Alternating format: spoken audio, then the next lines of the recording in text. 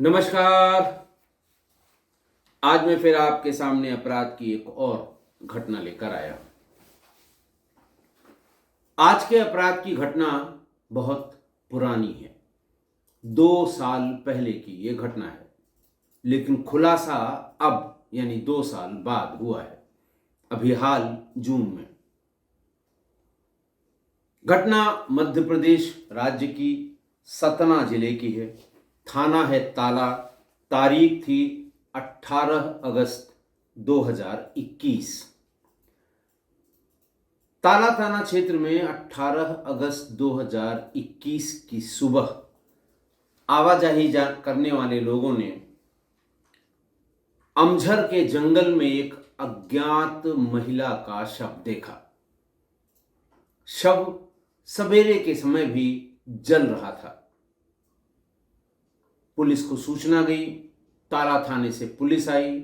शव जिसमें जलने की दुर्गंध और अभी उसमें जैसे वो शांत नहीं हुई थी, उसकी आग अभी जल रही थी। उसको पानी से बुझाने के बाद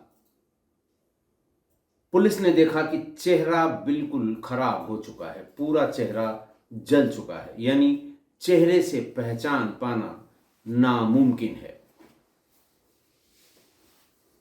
और अधिक उसको पानी डालने पर एक चीज बहुत साफ दिखाई दी। हाथों में गुदा हुआ था और अंग्रेजी और हिंदी में दाहिने हाथ में विष्णु लिखा हुआ था। पैरों में पायल थी, बिछिया थी, हाथ की उंगली में अंगूठी थी, चूड़ियां और जो लाख वाली चूड़ियां थी जो गल जाती हैं बहुत ज़्यादा हीट में, वो गली तो थी लेकिन स्किन से चिपकी हुई थी। तमाम कोशिशों के बाद, इश्तहार निकालने के बाद, आसपास के जिलों, जोन और रेंज में इंफॉर्मेशन देने के बाद भी महिला की शिनाख्त नहीं हो पाई। लगभग 1 महीने बाद ये बात होगी 17 सितंबर 2021 की। मैहर देहात थाना क्षेत्र के बठिया गांव की अनीता नट ने देहात थाना क्षेत्र में आकर बताया कि उनकी बेटी चंदा से संपर्क 1 महीने से नहीं हो पा रहा है। और ये बताया कि 16 अगस्त को वो अपने पति विष्णु प्रसाद पुत्र शिवबालक कुशवाहा, उम्र 35 वर्ष, निवासी बठिया, अपने 1.5 साल के बेटे सिद्धार्थ के साथ वापी गुजरात से सतना अपने गांव आने के लिए निकली थी। उसके बाद से ही उसका फोन बंद है। पति विष्णु से संपर्क करने पर वो टाल मटोल वाली बात बताता है। फोन के बंद होने की बात वो ये कह के बताता है कि जब वो ट्रेन चढ़ रहे थे तभी हाथ से फिसलकर चलती गाड़ी के नीचे फोन आ गया, खराब हो गया, इसलिए उस पर बात नहीं हो पा रही थी। रास्ते में कोई दूसरा सिम या जो सिम था उसका दूसरा डुप्लीकेट नहीं निकाला जा सकता था। वापस आए और फिर उसने हमारे ही फोन से काम चलाना शुरू किया। मां के ये पूछने पर कि मुझे क्यों नहीं बताया, तो उन्होंने कहा आपसे बात वो कहां करती थी, आप हमेशा उससे नाराज रहती थी। इस तरह के बहाने बनाकर वो कोई भी बात चंदा के बारे में बताने से इनकार करता रहा।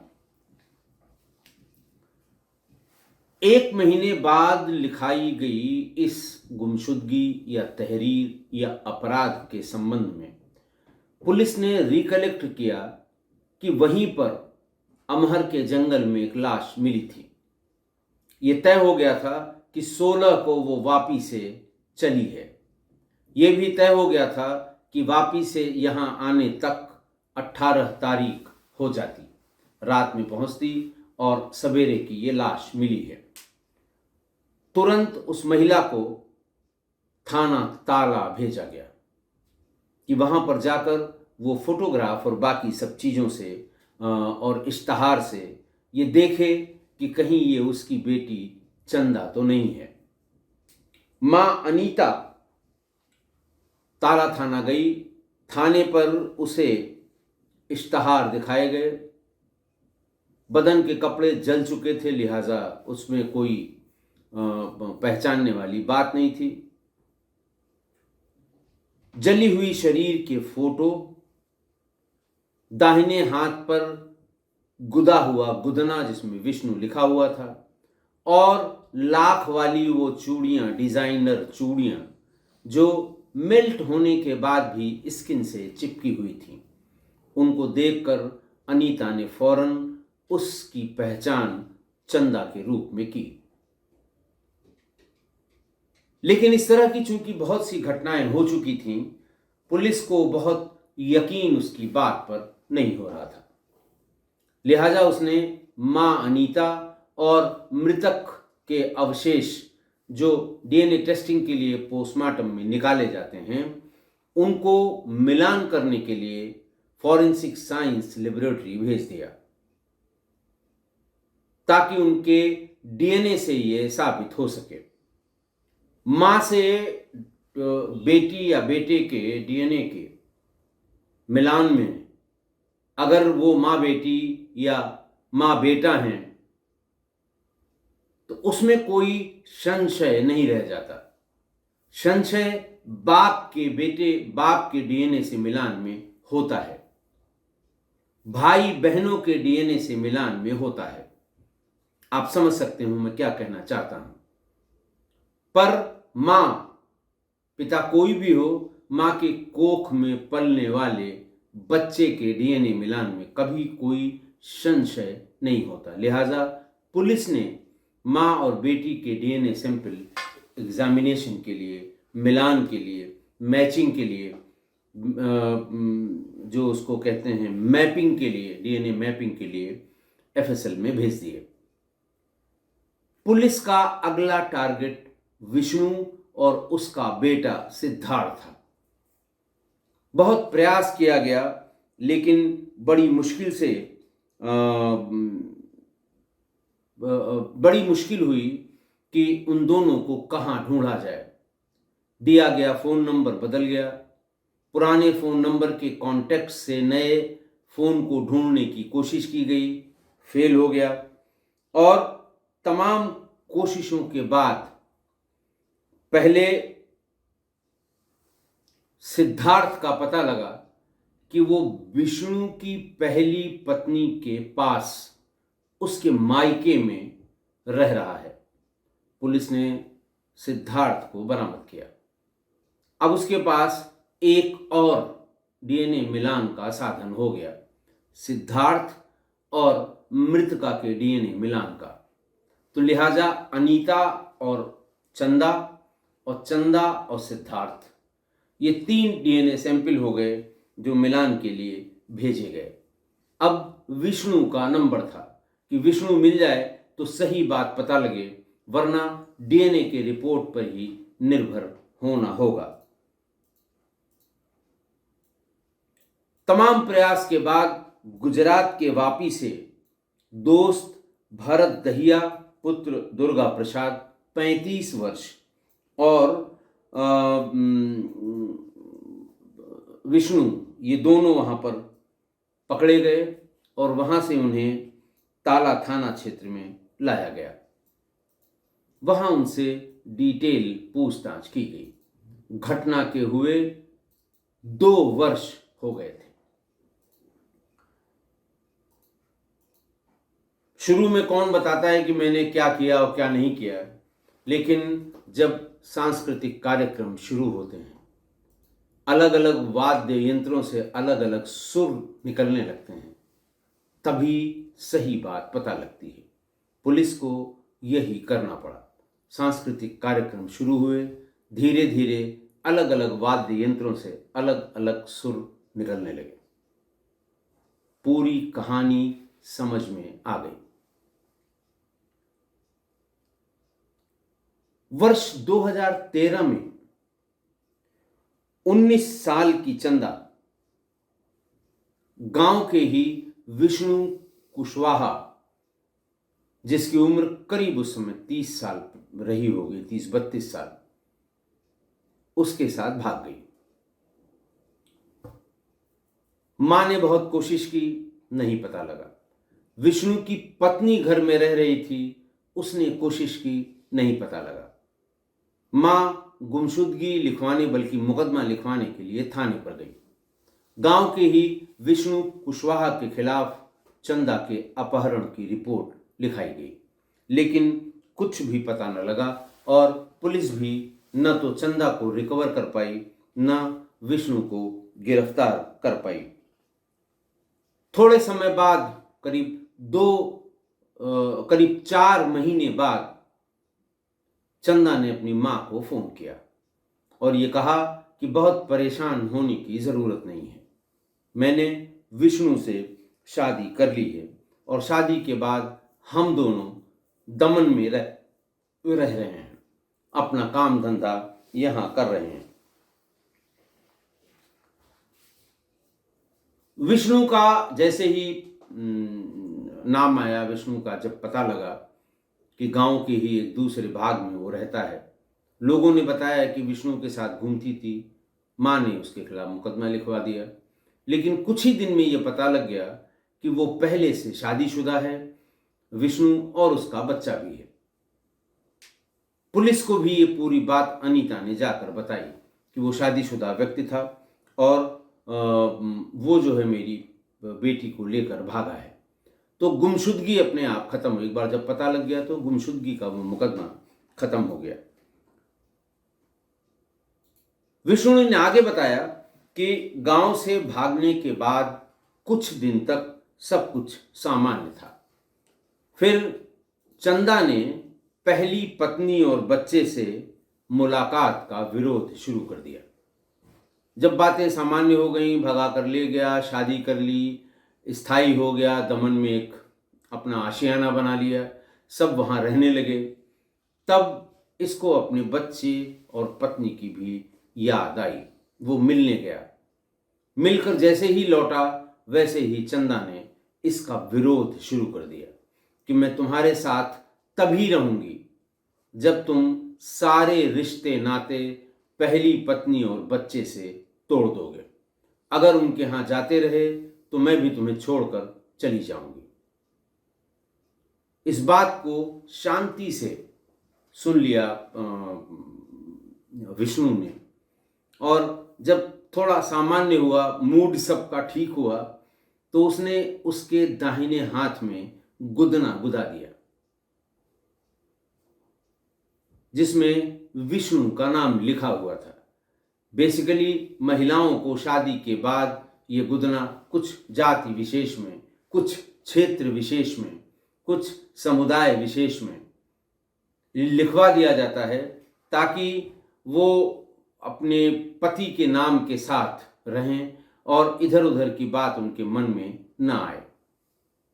लेकिन यहां विष्णु ने ये सोच के कि ऐसा न हो ये किसी और के साथ भाग जाए, अपने नाम का गुदना उसके हाथ में, गुदना के बारे में भी मैं डिटेल में बताता हूं कि एक्चुअली है क्या ये, और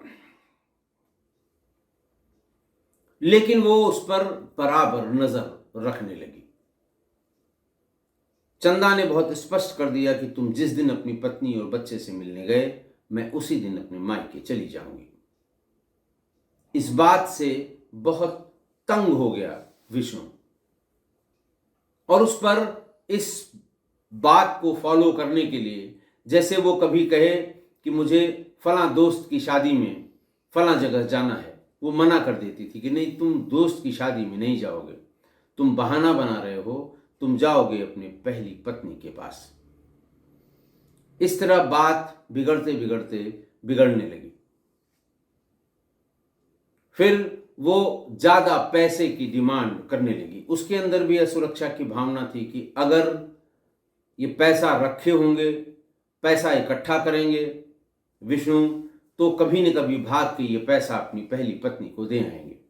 तो वो कोशिश करके उसके पास कमाए हुए एक भी पैसे छोड़ना नहीं चाहती थी या छोड़ती नहीं थी। सब येन केन प्रकारेण अपने पास रख लेती थी। इस बात से भी विष्णु बहुत तंग हो गया और उसने ये कहा, उसने ये दिमाग अपना लगाया कि अब इससे पीछा छुड़ाना बहुत ज़रूरी है। 16 अगस्त को गुजरात के वापी से चंदा और उसके 1.5 साल के बेटे को लेकर ट्रेन से कटनी आ गया, जहां उसका दोस्त भरत दहिया, उसको उसने फोन से बाइक लेकर बुला लिया था और फिर उसके साथ बदेरा, रामनगर और पपरा पहाड़ होते हुए 17 अगस्त की रात तकरीबन 2 बजे अमझर के थैली पाथर जंगल में पहुंच गया। अमझर जहां उसकी लाश मिली थी, वहां पर चंदा ने कुछ देर रुककर बेटे को दूध पिलाने की इच्छा व्यक्त की। भरत दहिया ने वो मोटरसाइकिल रोक दी, चंदा और उसके बच्चे को नीचे उतारा कि तुम दूध पिला लो। जैसे ही वो नीचे उतरी, विष्णु ने उसका शॉल से गला घोंटकर उसकी हत्या कर दी।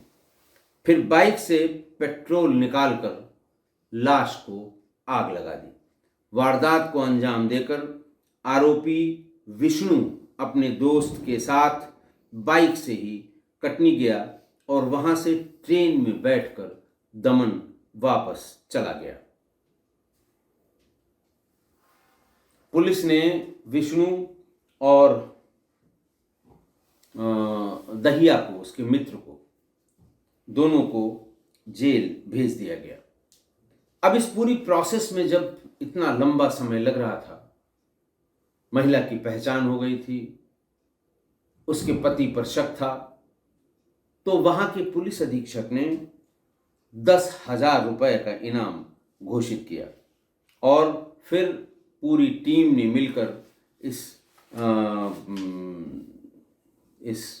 इस घटना का खुलासा किया।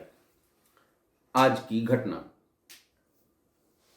घटना में प्रेमी शादीशुदा, उम्र 30-35 वर्ष, प्रेमिका बस 18 की पूरी हुई थी,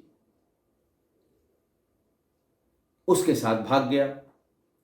प्रेमिका किसी दूसरे के साथ न चली जाए, इसलिए उसे तुरंत गुदा दिया गया और अपने नाम का ठप्पा हाथ पे लगवा दिया ताकि ये सनद रहे कि वो विष्णु की पत्नी है, किसी और की नहीं। गुदना के बारे में बताऊं कि गुदना पुरातन काल से, बहुत पुराने ज़माने से ये महिलाएं और पुरुष इस्तेमाल करते रहे हैं। ये गांव-गांव में गुदना वाले घूमते थे। नई बहू अगर आई है गांव में, एक दूसरे से पता लग जाता था, तो बहू के शरीर में पति के नाम का गुदा दिया जाता था।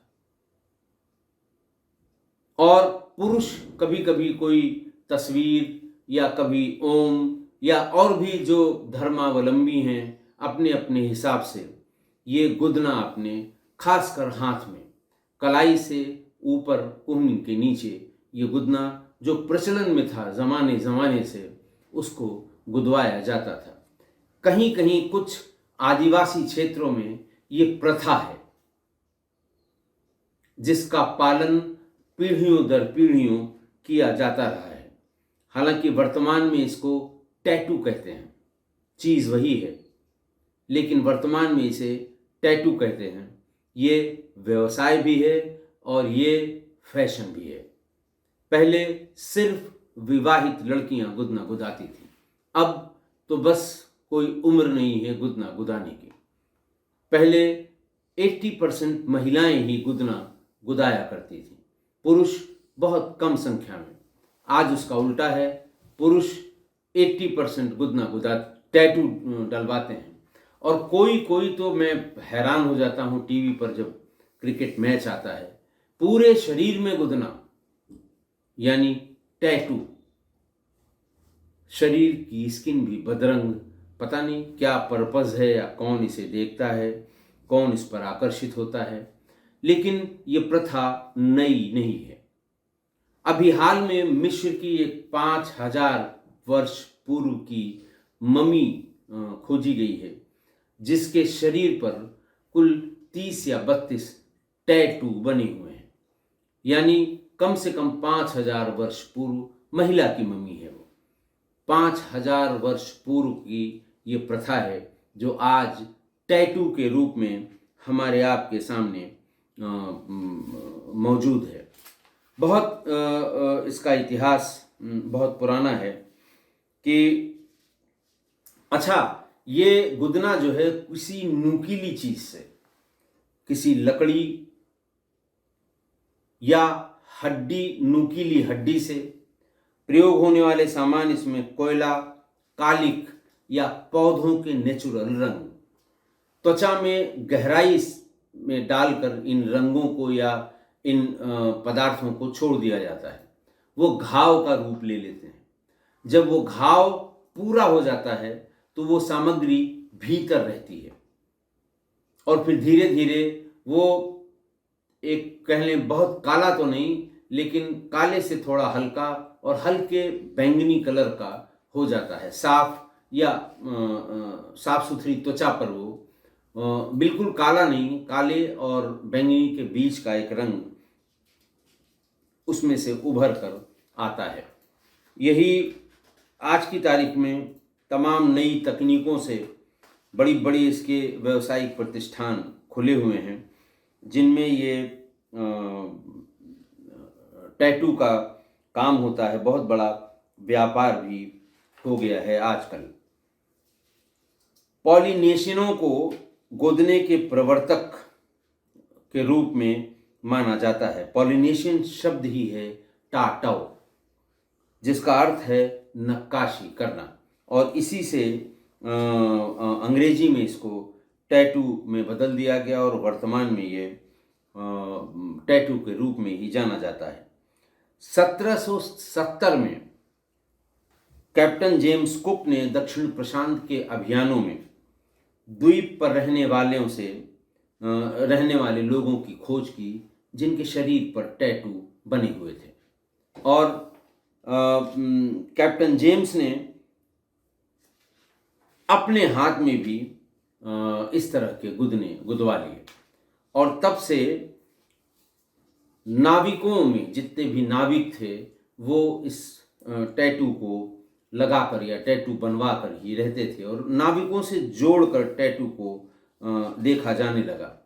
तमाम नाविकों में इसको लेकर बहुत ही अंधविश्वास है कि इससे वो सुरक्षित रहेंगे, उनकी स्थिरता बनी रहेगी और वो ज़्यादा स्वस्थ रहेंगे।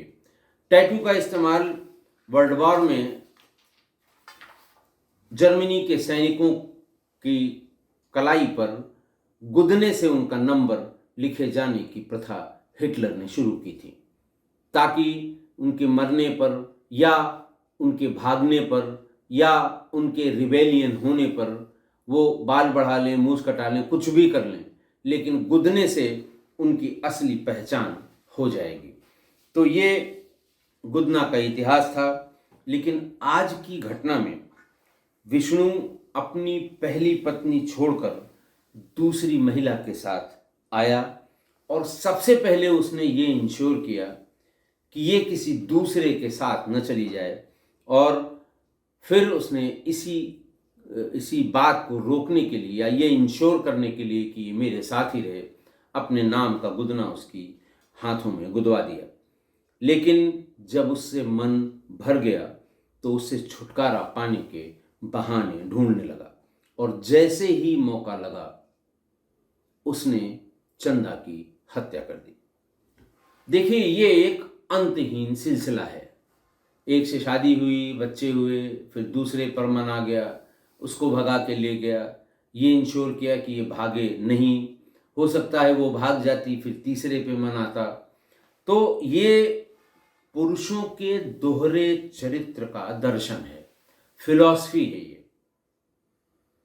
पुरुषों का जो करेक्टरिस्टिक्स है ये उसकी फिलॉसफी का एक पार्ट है कि देखिए, विष्णु न बहुत सक्षम था, न बहुत सबल था, न बहुत दबंग था, लेकिन उसका जो मेल माइंडसेट था वो एक दूसरी महिला को लेकर भाग गया।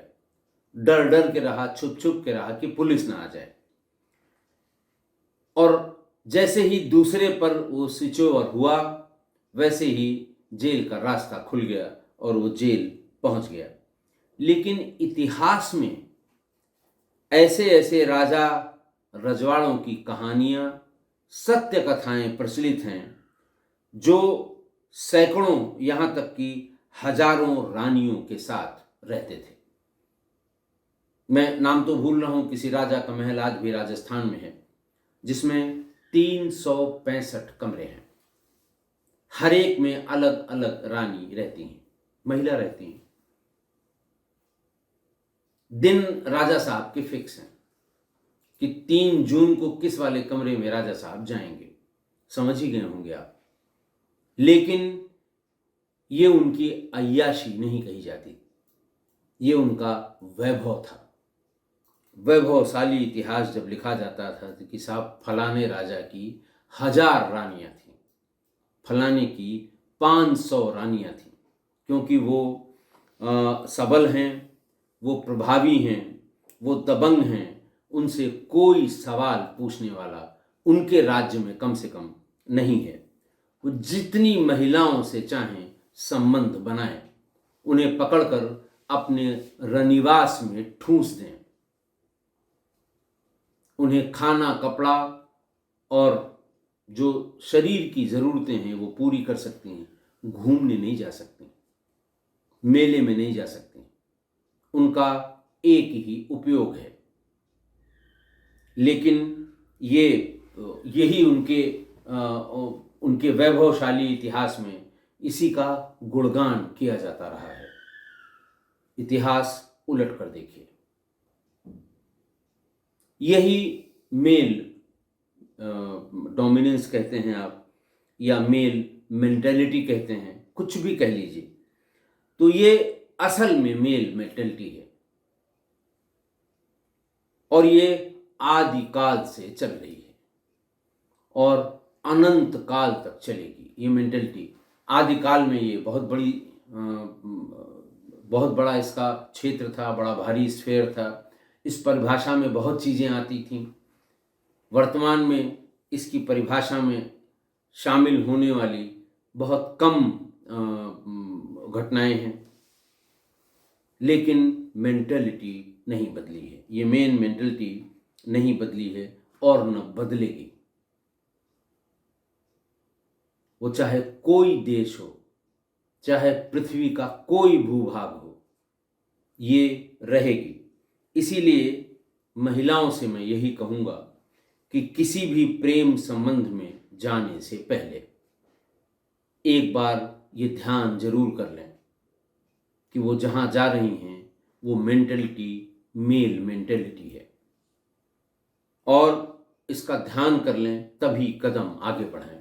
मेरे कहने का यह आशय नहीं है कि सभी मेल अच्छे हैं या सभी मेल खराब हैं या सभी की मेंटेलिटी या चरित्र दोहरा है। मैं कह भी नहीं सकता। बहुत सीमित लोगों से मिलने जुलने वाला मैं ऐसा नहीं कह सकता, लेकिन इतिहास गवाह है, वर्तमान का अपराध गवाह है, वर्तमान का समाज गवाह है कि ये मेंटेलिटी अनंत काल से चल रही थी और अनंत काल तक चलेगी। ये आदिकाल से चल रही थी, अनंत काल तक चलेगी और इसका कोई इलाज नहीं है। आशा है आप मेरी इस बात से सहमत होंगे। आज के लिए इतना ही। बहुत बहुत धन्यवाद।